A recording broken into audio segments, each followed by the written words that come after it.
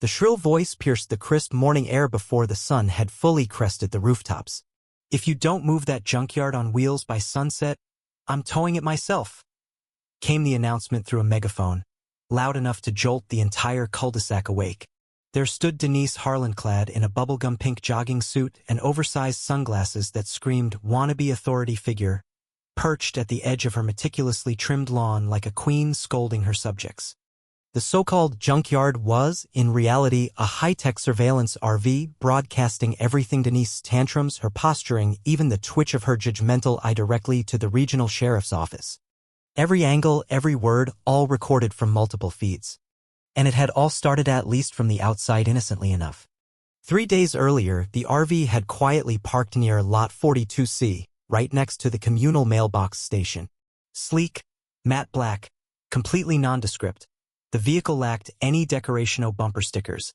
No flashy tech. Nothing but 2 small, no trespassing signs in a military-style font near the driver's side door. Most neighbors barely gave it a second glance. But Denise? She zeroed in on it the moment she stepped out for her self-appointed 6 a.m.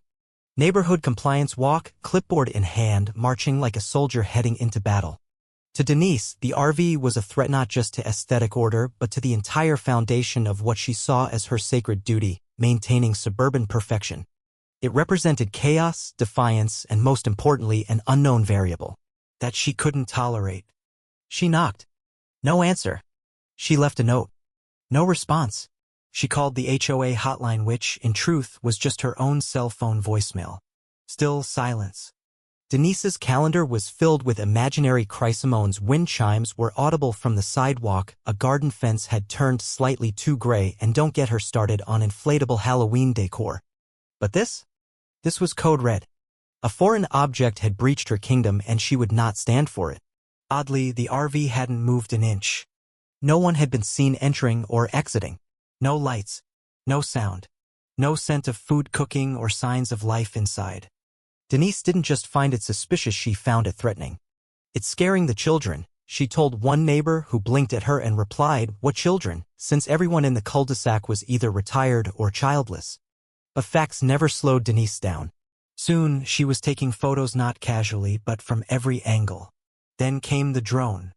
Yes, Denise had a drone supposedly purchased for birdwatching but mostly used to check whether people's trash bins were in line with HOA policy. She flew it dangerously low over the RV to get aerial shots. The RV. It recorded her right back. What Denise didn't know and likely would have found deeply offensive was that this wasn't an ordinary RV. It belonged to Sheriff Russell Maddox, a grizzled, sharp-eyed veteran of law enforcement, currently embedded in a multi-agency sting operation targeting a suspected fentanyl laundering ring operating from within their very neighborhood. The RV was a mobile command post equipped with infrared cameras, encrypted satellite uplinks, directional microphones, and thermal sensors. While Denise scribbled fake citations for unpainted mailboxes, Sheriff Maddox and his team were capturing conversations through her hedges and watching deliveries being made 4 houses down to the real target. Maddox had dealt with the Denise types before, well-meaning, self-important, and dangerously entitled. At first, he figured she'd lose interest. But then came the sticker. One afternoon, Denise stomped right up to the RV and slapped a neon orange violation sticker across the front, bold lettering screaming "Immediate removal required." Unluckily for her, what she thought was a windshield was actually a reinforced optical sensor. As soon as the sticker hit the surface, internal alerts went berserk. Inside the command center, Maddox watched the screen flash red. Obstruction detected. Manual override triggered, said a monotone voice from a speaker embedded in the RV's exterior. Denise screamed, stumbling backward. Her response? Accused the vehicle of intimidation. Then she threatened to sue it. And for good measure, she went live on Facebook, pacing in front of the RV and calling it a death machine and a mobile meth lab. The next morning, she returned with backup. She'd hired a sketchy contractor and a tow truck, no uniform, no credentials to remove the RV. As the metal arm reached for the tires, the RV came alive. Blue lights flashed. An LED screen on the back flipped open with bold text, "Law Enforcement Vehicle. Stand clear." A high-pitched alarm shrieked twice. Everyone froze. The tow truck operator backed away as if the asphalt was lava. Neighbors stood on their porches, stunned, coffee cups half-raised. And then the RV door opened. Out stepped Sheriff Maddox. Baseball cap, flannel shirt, tactical boots. He looked more like a retired mechanic than the chief of a multi-agency task force, but the badge clipped to his belt said otherwise. Denise's face went pale, then crimson, then a bizarre shade of eggplant. "Ma'am," Maddox said calmly, "you just interfered with an active federal investigation." Denise stuttered, pointed to the RV, and croaked, "But it's ugly." Maddox pulled out his phone and played a video of her live streamer screaming about taking it if no one claimed it, referring to it as free real estate. "Possession of government property," he said, raising an eyebrow. "Bold strategy." Laughter rippled across the crowd. Denise's kingdom had just cracked at the foundation. What she didn't know, what no one did, was that the real target wasn't the RV. It was Tony Delgado, a quiet resident 4 houses down, suspected of laundering cartel money through shell landscaping companies.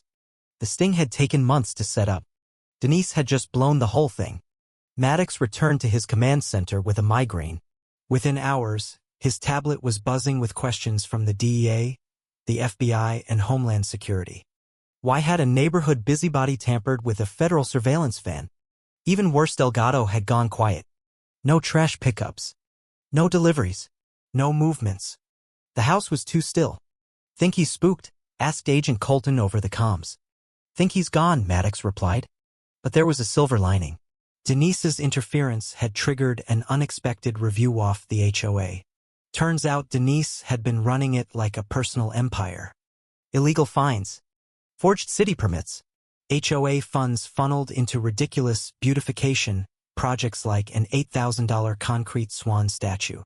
Worse, a casual audit by the ATF uncovered suspicious permit signatures that matched Denise's handwriting. She'd faked entire board votes to greenlight security installations like motion sensor sprinklers pointed exclusively at kids' bikes. Her security company, Tri-Sentinel Services? Not real. Just 2 local teens in black shirts, paid under the table, riding a golf cart with a flashlight taped to the roof. Maddox passed the info to Agent Colton. "We digging into this?" "Oh, we're digging," Maddox replied. Then came the kicker. Financial records revealed that Denise had unknowingly approved a landscaping contract with one of Delgado's fake companies. No landscaping had occurred, just large payments routed through the HOA. She had helped launder cartel money. Accidentally. Probably. Suddenly, Denise wasn't just a nuisance, she was a liability. A connection. Maddox called a meeting. The plan? Let her talk. Let her believe she'd won. And she did. She held a town hall rally in her driveway. Hired a food truck. Declared herself a hero against tyranny. Waved her HOA binder like it was the Constitution. In the middle of her speech, a black SUV rolled in. No plates. Tinted windows. Delgado's car. He was back. Inside the RV, Maddox whispered. He took the bait. What followed was a ballet of surveillance. Hidden drones. Planted bugs.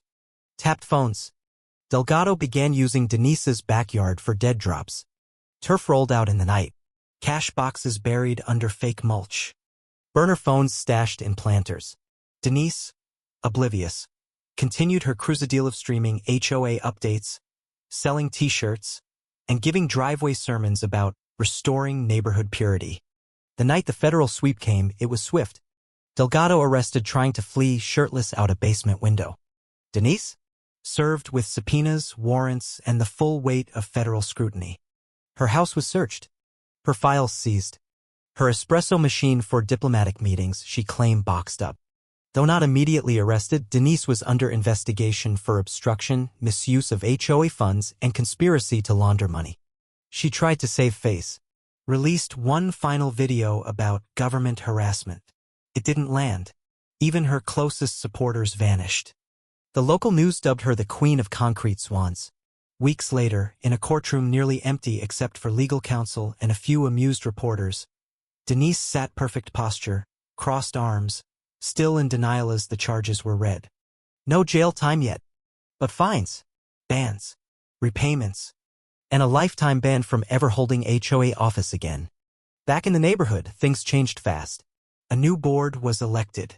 Retirees, parents, Even a retired librarian whose campaign slogan was, "Let's fix potholes, not people." The concrete swan was quietly removed. Maddox returned once out of uniform. A quiet patrol. A thank you banner had been hung where Denise used to hold meetings. Someone handed him cookies. A kid drew chalk art on the sidewalk. No citations. No megaphones. Just peace. And Denise? Her house sat on the market for months. Rumor had it she'd moved in with a cousin in a different county. Tried to start a vlog, Denise Unfiltered, but it flopped. Too many downvotes. Too many memes of her yelling at the sheriff's RV. One day, a package arrived at Maddox's office. No return address. Inside, her old HOA manual. Annotated, with a sticky note. For archival purposes. You win.